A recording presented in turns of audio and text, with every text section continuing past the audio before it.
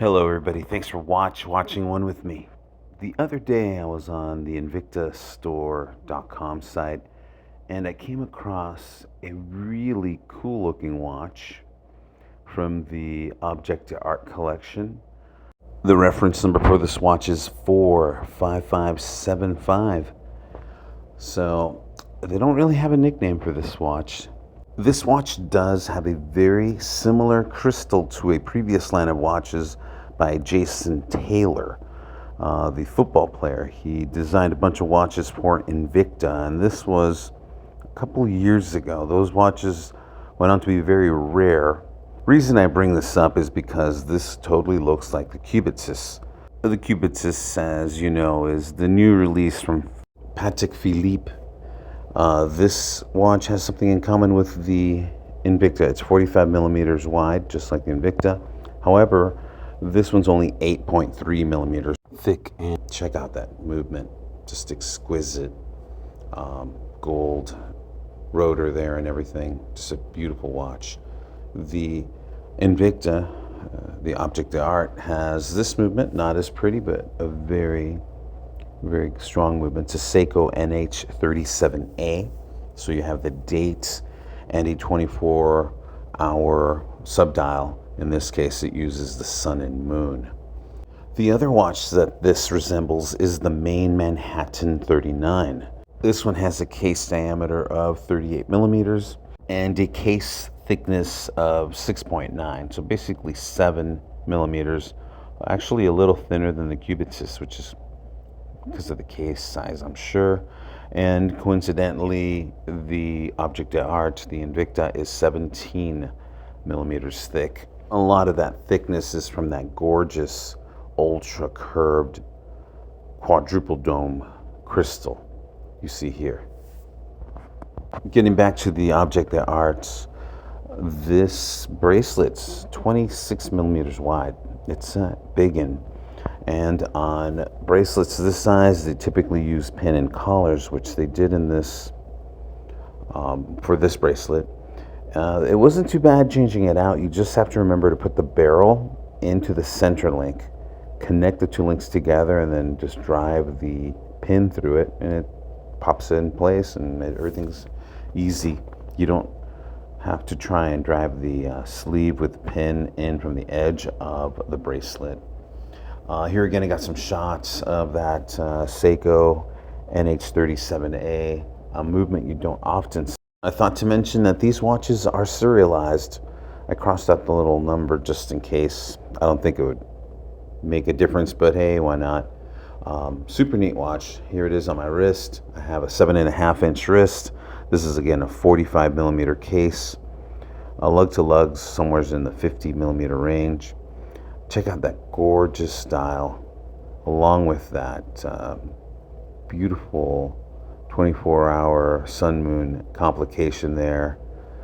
It's surrounded by, looks like aluminum or some sort of metal around that circle with little lines cut through it, kind of, I don't know, like the sun.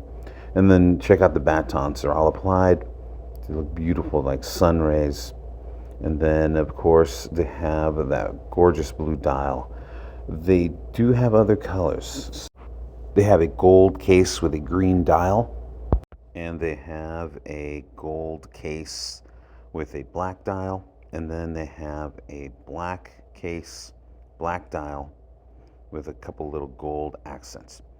So that's what I found. Now, this blue dial has a gradient, so it's a lighter blue in the middle, darker blue on the edges. Exhibition case back, as you can see here.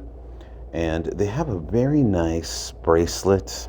The bracelet has a butterfly clasp. It's kind of an H-style link with pins and collars, like I was saying earlier. Just a beautiful watch. Very solid. It's stainless steel. So you get a stainless steel case, stainless steel bracelet, and like I was saying, that hidden butterfly clasp. See right here? Beautiful bracelet to go with a beautiful watch. Very nicely sculpted. The sides of the case are polished. You do have some crown guards. It is not a screw down crown. This is funny. This one has a 50-meter water resistance. The Cubitus is actually 30, but of course, who on earth is going to take a $100,000 watch into the water? This $300 watch, maybe you can get it for a little less. You know, I would probably say it has 100-meter water resistance because the case back isn't pressed on. It's a screwed down case back. So it's pretty substantial, and I have had other Invictas that I've taken into the ocean with 100-meter water resistance, and they did great. But again, it's up to you. I don't recommend diving with it. But one thing I did notice about this watch that I thought maybe they could have done a little better with was the crown placement. It does run a little bit low on that case, which is a little odd, but it's not bad. The size of the crown is a tad bit small, but I believe that they had to come up with some type of design for the crown that looked a little modern, but yet there's some aspects to the swatch that look a little bit older. So I don't know. They see the tip there of the crown. To me, it kind of looks like a bullet. But then, of course, you got the lines on the sides, which remind me of an onion crown. A little bit of a curve to the edges, but not as much as you would on an onion crown. A little bit of too much observation on that, but altogether, this is a gorgeous watch. I know people are going to think it's a homage, but I don't believe so, because this case design has been out in other iterations for a long time now. So it has its own character. Now, when it comes to lume, I think it has excellent lume. As you can see here, the markers have lume all the way across, and it works really well, especially for a watch of this price. The purple light you see there is from my phone lighting up the shot because it was really dark. By the way, if you watched my video this far in, please like and subscribe. It really helps. I also want to thank my regular viewers. I really appreciate all the views and the likes, and please don't forget to comment. That really helps as well. In closing, if you're looking for something unique, also something that has a bit of a resemblance to a $100,000 watch and to a $1,000 watch, but you want to spend $300 or less, I have seen these at less than $200. Keep an eye on the Invicta store. Browse through there every once in a while. They usually have a thing where it says new watches. Check them out. I will share this with you. I bought this watch at about 90 bucks when it came out, and now it's up around 280, 300 on some sites. So you can find some amazing deals on some very unique pieces.